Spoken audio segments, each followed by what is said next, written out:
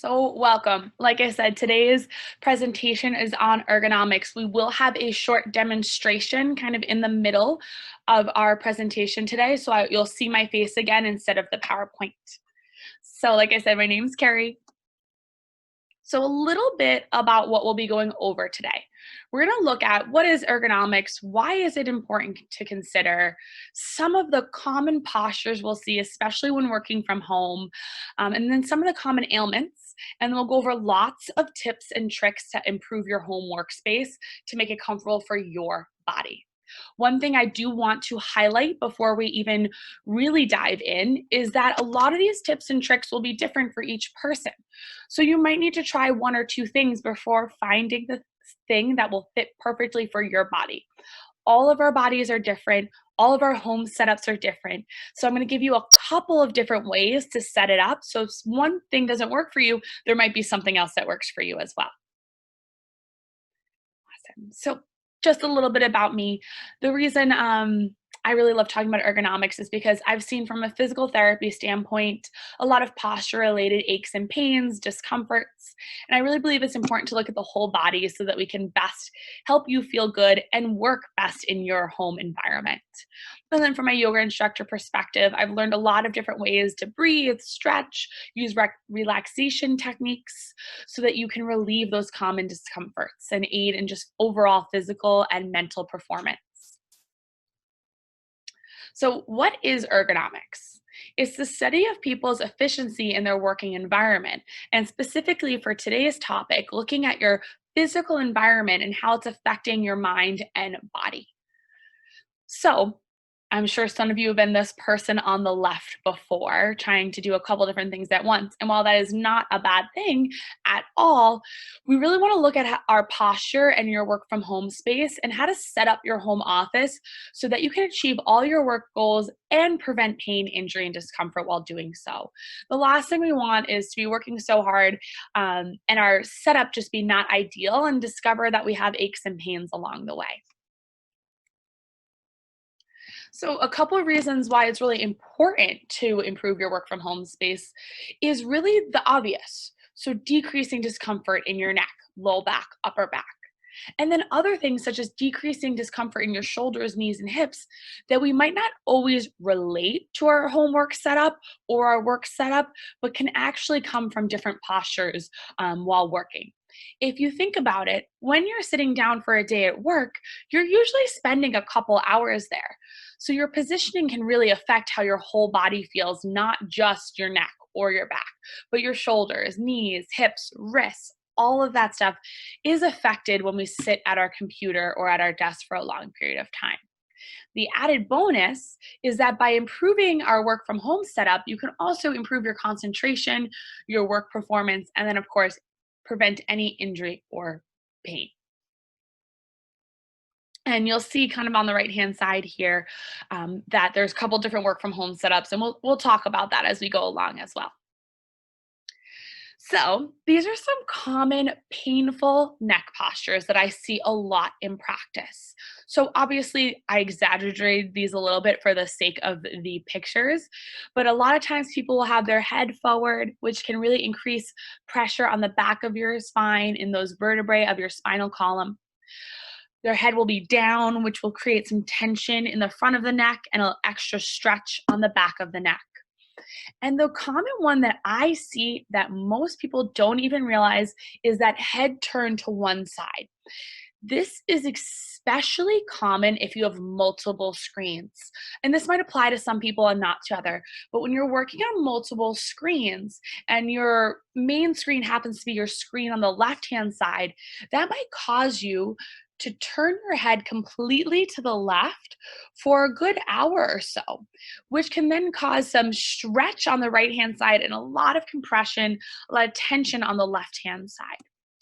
This probably is the one I see the most, mostly because people don't realize they're doing it.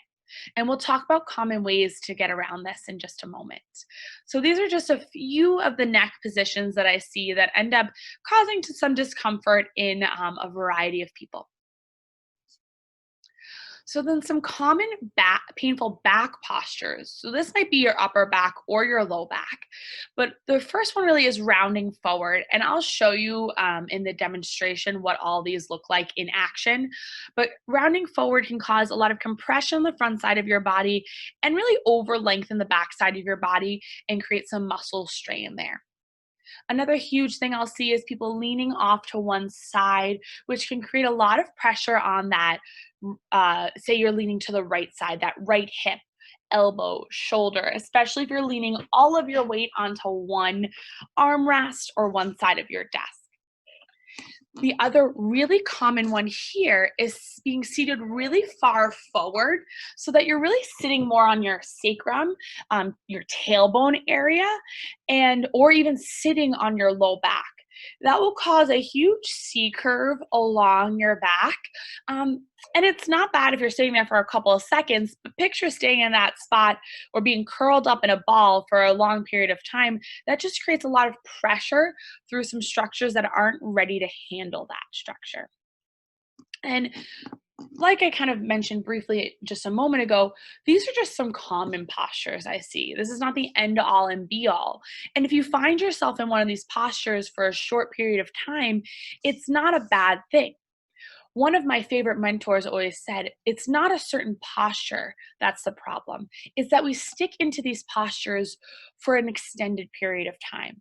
So it's not that sitting is bad, it's that you're sitting for a couple hours at a time and not changing position, or that you're rounded forward for a couple hours of time and you're not relieving the back from that tension or switching the areas of tension. So it's when we get set up into a position and we stay there for a long period of time that can cause some of these aches, pains, and discomforts. I don't want you thinking that just, shifting to one side for a couple moments is going to cause an injury. It won't necessarily, but if you're sitting there for a long period of time, it can just cause some discomfort. And we'll talk about all sorts of ways that we can relieve and alleviate some of these common discomforts. So, as we kind of went over very briefly, some of the common pain points you'll see if your work setup isn't ideal is low back, mid back, neck, shoulders, wrists, hips, knees. And just because I didn't mention a body part here doesn't mean you might not have discomfort there, but this is just what is commonly seen and what we'll really address today. So, the ideal work from home setup, what does that look like? Like I mentioned, this is going to look different for each person, and that's totally fine. This is actually a picture of myself in my home office. And as you can notice, I have a pillow underneath my bum. That pillow helps me stay a little bit elevated and helps relieve some pressure on my low back and sacrum. Couple quick tips here just to list them out. You really want to make sure your computer screen is directly in front of you so your eyes can be on the computer, your neck is in neutral, and you can look straight ahead. That is probably my number one tip for people. And then the second one is elbows that are approximately 90 degrees. You can see here that my elbows are extended a little bit. That actually felt good for me because I was able to sit up nice and tall. If I got a little bit closer to the computer, my elbows would bend a little bit more. There's actually one tweak I would make to this computer, and I'll share that with you in just a second, or just computer setup. The other thing I really like to look at is what's going on at the hips and knees. Commonly, people will cross their legs, and like I said, that's not bad if you do it for a couple moments. But to really have a firm setup, you want your feet flat on the ground, your knees at about a 90-degree angle, which usually ends up being even with the hips. And then that sets your lower body up. And then if you need to shift side to side, that's totally fine. For me, in this chair in particular, placing that pillow underneath my bum helps elevate my hips so I have a more comfortable position in my knees and hips. So that's an easy tweak, and we'll get into a couple more of those in a moment, but that's an easy tweak to get you better set up. The other piece that I added on at the end here is supporting the low back.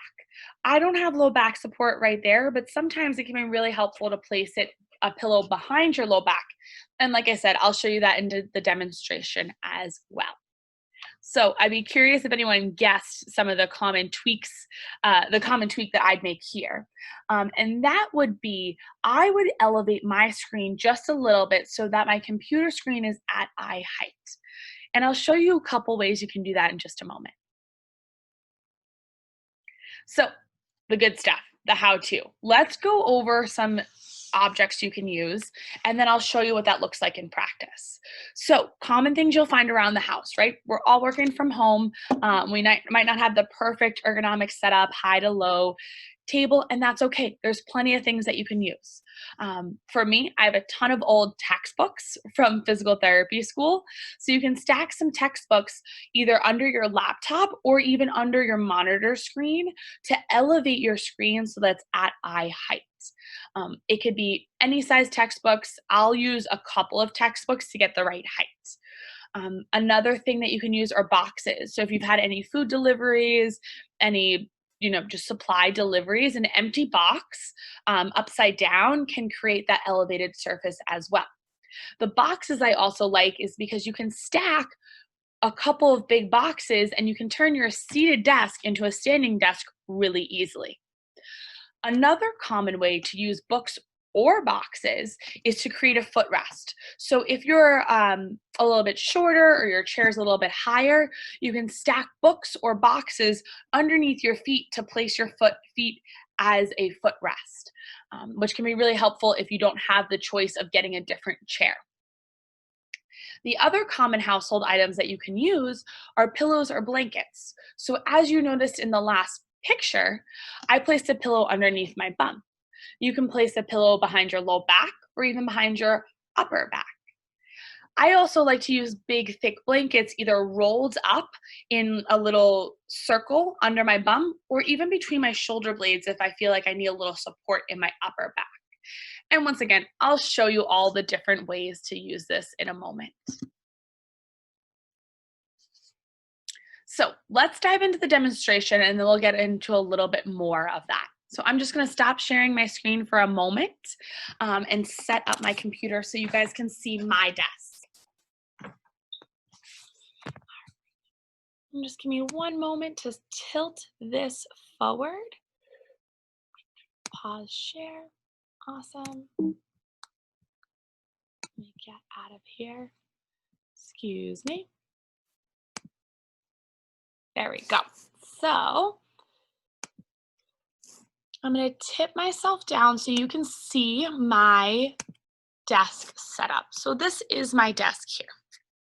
So I'm going to use books at first. So let's talk about the monitor first.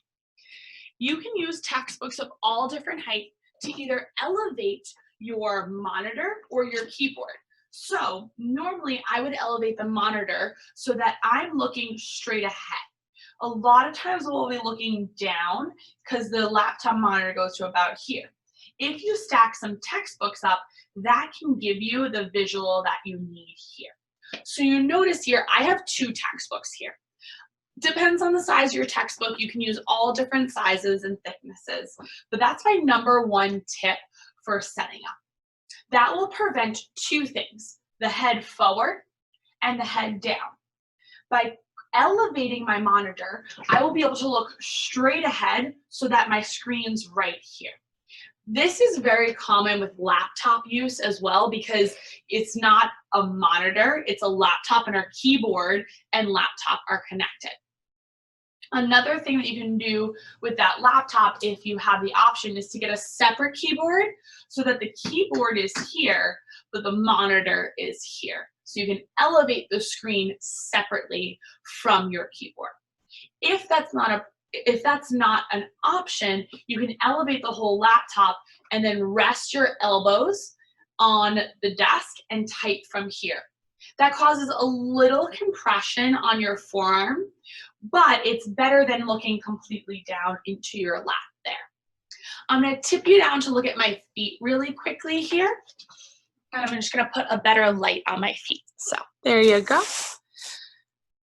When I'm sitting in this chair, you want to adjust the chair height without the desk at first. So you want to scoot yourself back and make sure that your feet can be firmly on the ground.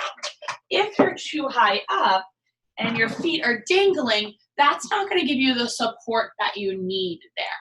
So if I was like this, that causes a lot of pressure on my hips and back because my feet are hanging there.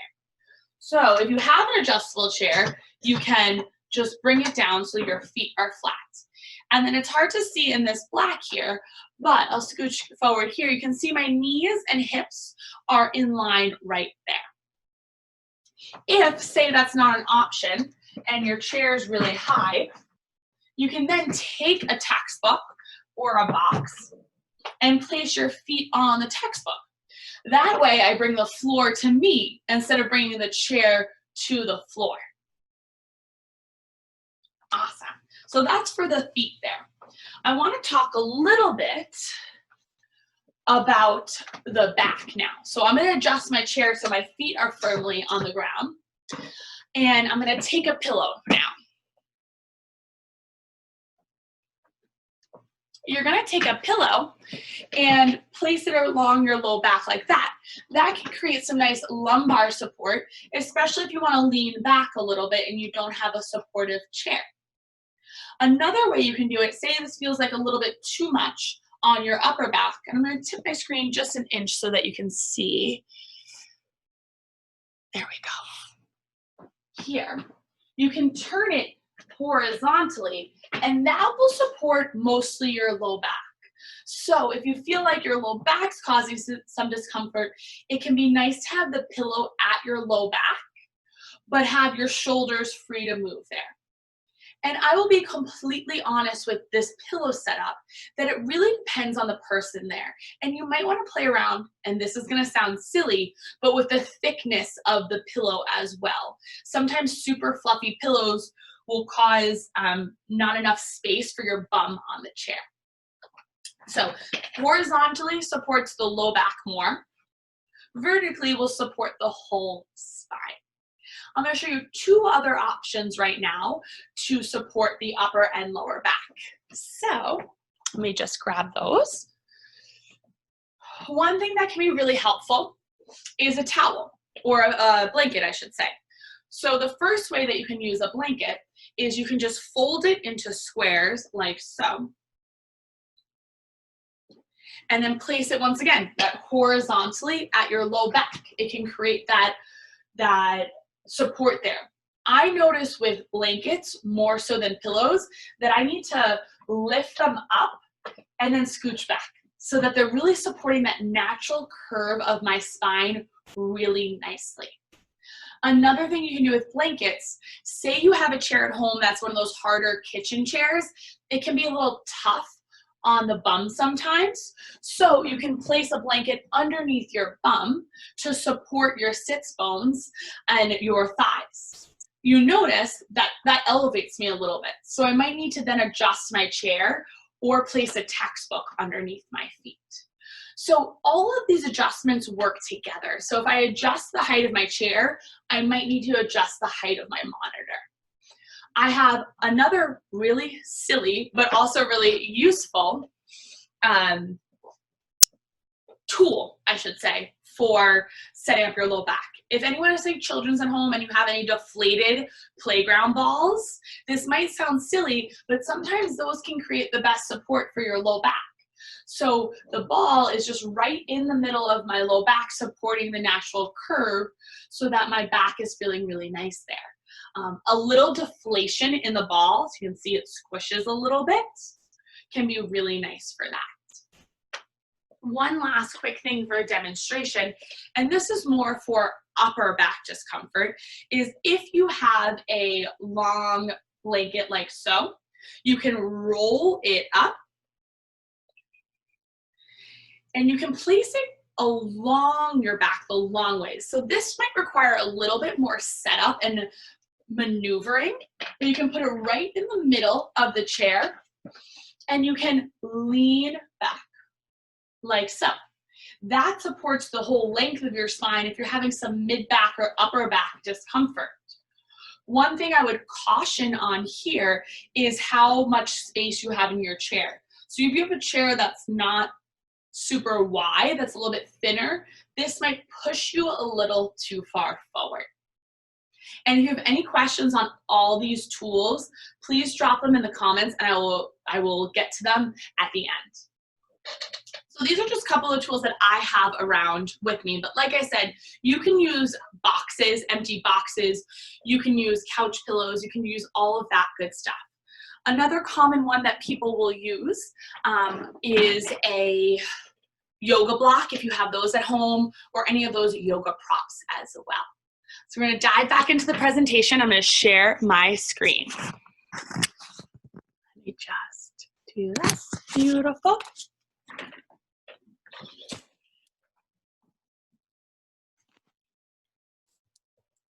Share my screen.